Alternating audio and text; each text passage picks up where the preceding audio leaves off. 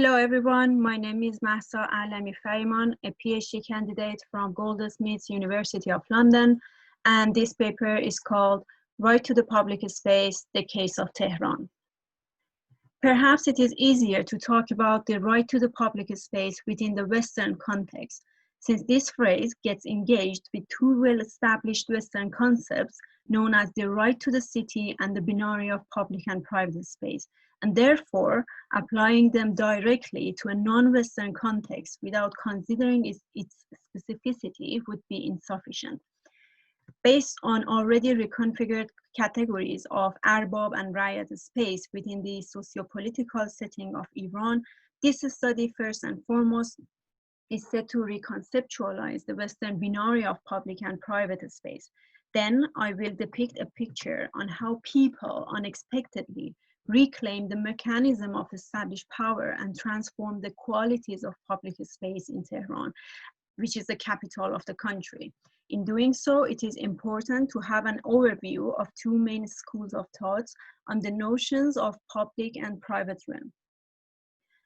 Not to mention how the expansion of privatization, gated communities, walls, fences, and ubiquitous CCTVs transformed the modes of ownership, absorbed much of the public tissue of streets and squares, reduced the texture and scale of public spaces, and put the notion of public and private realm into question, but originally the discussion of public and private realm is tied to Arendt and Habermas.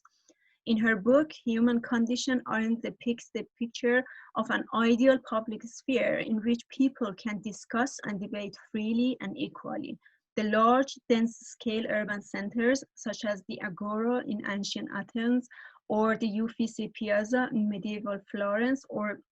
Trafalgar Square in modern London, are vibrant centers where people with different origins, genders, styles of lives, classes can have an equal voice to discuss and debate freely as citizens. It is debated by Lefebvre that this condition in which all citizens can come together to debate freely and to make a collective decision is in fact the spatial configuration of a democratic citizenship, and therefore a comprehensive understanding of public and private space takes into account the right of the citizens. The second school of thought relates to Habermas, which is less political but more practical. Habermasians pay attention to the economic interests of different social classes in the society in a way that people, instead of simply mixing together or mixing their activities in public, account the economic, ethnic, and cultural circumstances in order to learn about one another's interests and needs. So Habermas' public space is more communicational than political. It is not only tied to the town centers, but consisting of any medium, occasion, or event, which leads to an open communication flow that itself eventuates the shared understanding and common purposes. However, when it comes to Iran, it is not practical to follow Arendtian notion of public space, which can be found in Greek polis, in which citizenship is practiced, or Habermasian model that interests the free flow of communication among strangers that breeds awarenesses of the interest of others. Here, Iranian scholars, among them Katuzian, Piran, or Baghefi, are looking into how the streets of Iranian cities, instead of practicing the equal participations of citizens in collective decisions, were in fact a manifestation of the Shah or the king's power and will. Baghefi, for example, argues that up until 20th century, Iranian cities were considered as extension to the king's property, and their names dependent on the king who was ruling at the time. For example, Tehran was called Dar al-Khalifat of Nasiri, which literally means the home of King Nasser. Caliph was in fact the extension of Prophet Muhammad as the representatives of Allah and guardians of Islam on earth, and their main mission were to establish an Islamic sovereignty by setting in motion Islamic regulations and rules within his territory and keeping it under surveillance. In order to imply this theocratic sovereign policy, the Shah had a total right to rule over the boundaries of his territorial space, and the center of his kingdom was called Dar al-Khalifat, where the Shah's political administration was concentrated. On the other hand, historically, the ordinary people of the Iranian kingdom was called Rayat, or bondsmen, who had to follow the Shah's order, and in his territory, they were deprived of their rights, and their properties even were subjected to the will of the Shah. Therefore, it can be said that the streets of Dar al-Khalifat were merely the place of displaying the authority of the Shah and arbitrary confiscation and expropriation of Rayas properties by kings. Even reading the modern history of Iran, namely beginning by the emergence of Pahlavi dynasty in 1925, shows that the more power the Shah gained, the more control he exerted across his territory. The result was that the conception of Dar al-Khalifat remained as a persistent element that continued even after the fall of the Pahlavi monarchy. However, as it was mentioned before, the aim of this study is to explore how people unexpectedly change these models and codes of public, private, and social life, and attaching new meaning to the use of public and private spaces and reinventing them in order to overcome the limitations. It is, in fact, argued that totalitarian cities are vivid and active because of the culture that is being developed by sub-underground networks that make productive urban districts. As a result, a new relationship between people and their environment has been emerged that is needed to be considered.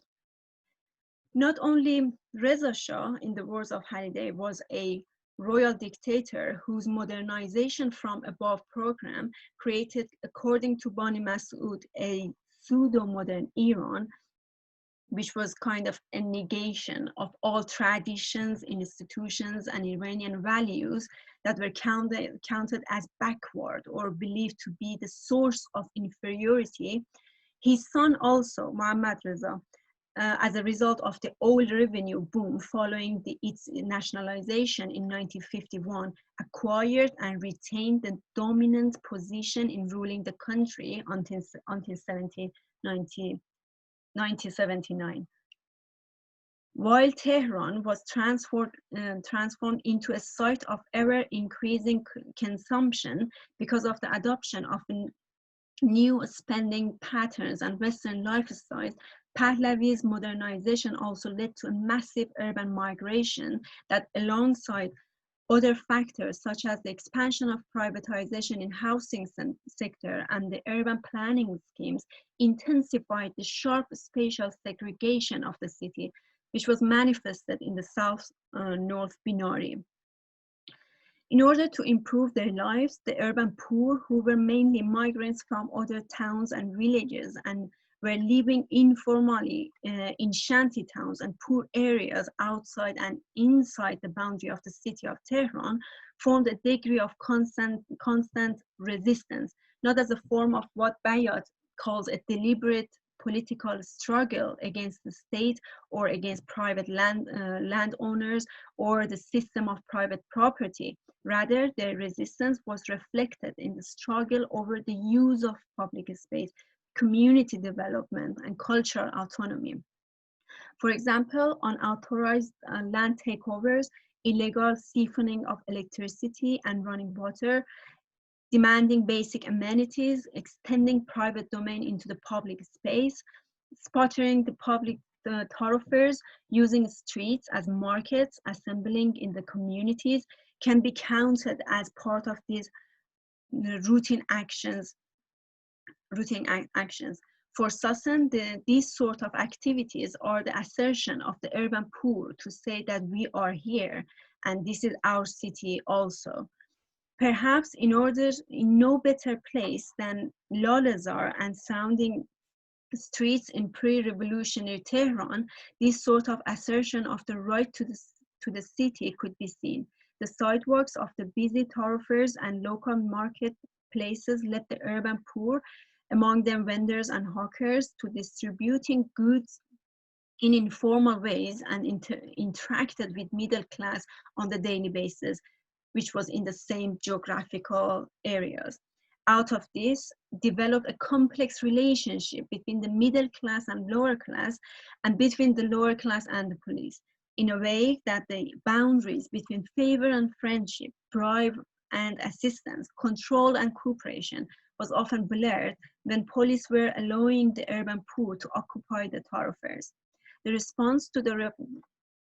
rapid westernization program and uneven distribution of wealth and the rigid spatial polarization of Tehran in Pahlavi era was the Islamic Revolution of 1979. This time, Khomeini began his Islamification from above in order to create a classless society or a spotless city, and he began his city Islamization project, which was in fact the first response of the revolutionary state to the public life of the city, based on the negation of Western culture by means of Islamification.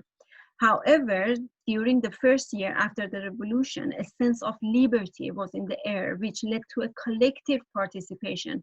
from diverse schools of thoughts, classes, and genders in building a new, independent, and free Iran. This, in fact, had an extraordinary impact on the atmosphere of the city at the time, creating a revolutionary ideology, energy, and optimism, which reshaped the practice of using public spaces in Tehran. It was the spatial and social fabric of the city that was expanded widely and haphazardly, with little managerial direction and few amenities that led everyone, including the marginal groups, which are women and poor, to claim the city through their physical, vocal, and symbolic presence. Central streets, public parks, taxis, buses, and lines outside bakeries turned into vivid sites to debate and dispute over the meaning of the revolution, as the central authority was collapsed and there were no secret police, no municipality guards, not even traffic police. Central sidewalks and pavements of the better off central districts around Tehran University turned into theatrical stages where street vendors, which were mostly rural migrants, unemployed youth, and or students, the stalls and kiosk holders also were selling books, newspapers, music cassettes, and tapes of political speeches while taking electricity from nearby power lines to illuminate their surroundings with colorful lights. The sidewalks of Tehran, of central Tehran in the evenings was turning into fun fairs with shoppers and passerby were browsing amid heckling, joking, music, and plenty of politics. It can be said that Tehranis temporarily could experience what Lefebvre proposes as the recognition of a right to the city, which is to make more practical the rights of the citizens as an urban dweller and user of multiple services. It would affirm, on the one hand, the right of users to make known their ideas on the space and time of their activities and in the urban area. It would also cover the right to the use of the center, a privileged place, instead of being dispersed and stuck into ghettos for workers, immigrants, the marginal, and even for the privileged. This temporary turn of the streets of Tehran into a theatrical stage in post-revolutionary period created moments in which, according to Jacobs, an open city was created. The city where its streets and sidewalks are the vital organs of a public life and opportunities for unexpected encounter, discovery, and innovation are proliferated through complexity, diversity, and dissonance of the built environment. Sennett also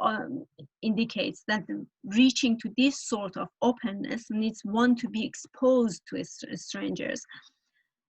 to turn outward and to be able to experience differences. It means that when one be able to become a segmented self and exclude his or herself from the familiar framework of identities and social fixities such as race, class, gender, or age or ethnicity, then the modern fear of exposure to strangers through debate or talk with another citizen becomes low and publicness intensified. This society for Senate is dominated by ideas of public where the amount of interaction among its members is very high. However, exercising the right to the use of public space in any way according to people's will was momentum, since giving this sort of freedom to people also could not be practical for the Islamic Republic that taken the fundamentalism of Shia religion into account, and as a result, Khomeini unleashed reign of terror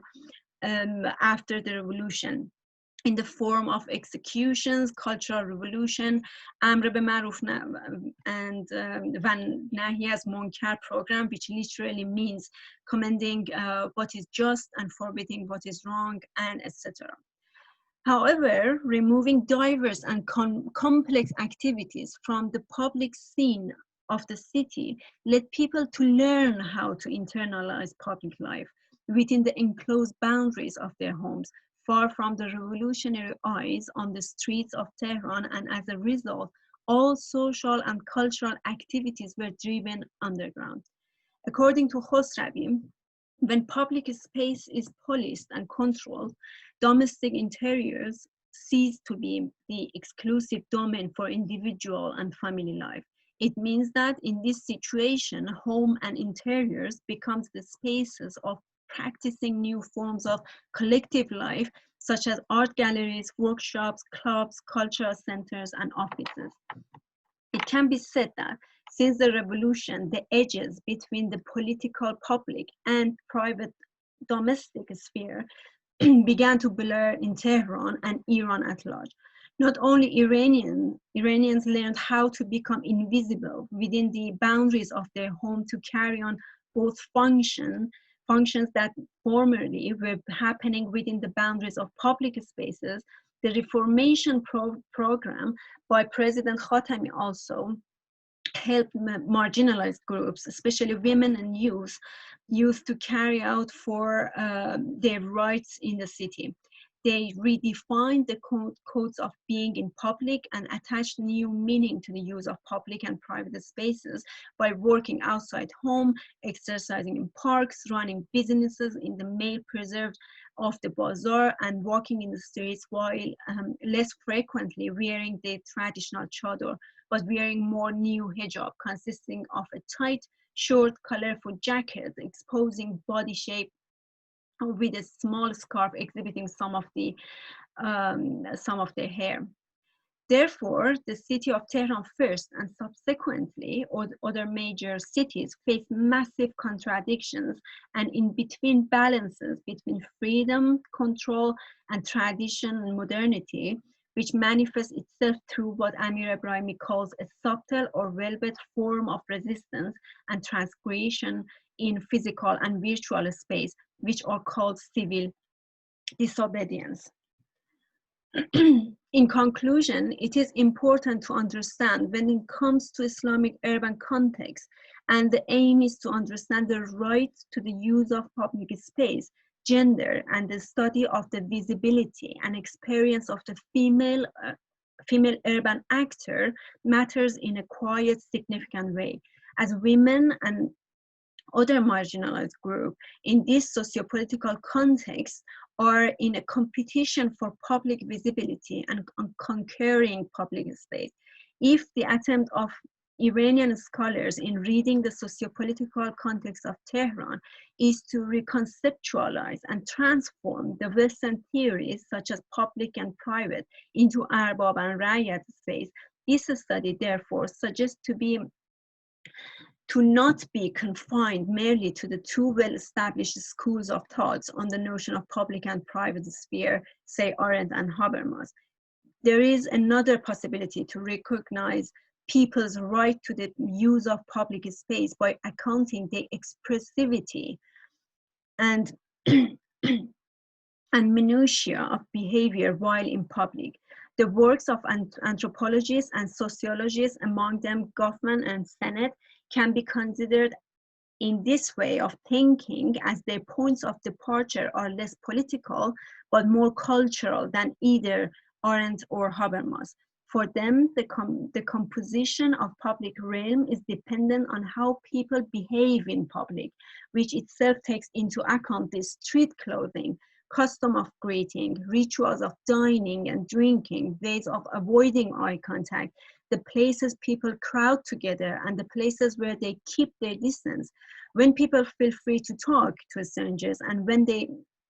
do not, the bodily gestures which excite a stranger's sexual interest and the bodily signals which forbid it.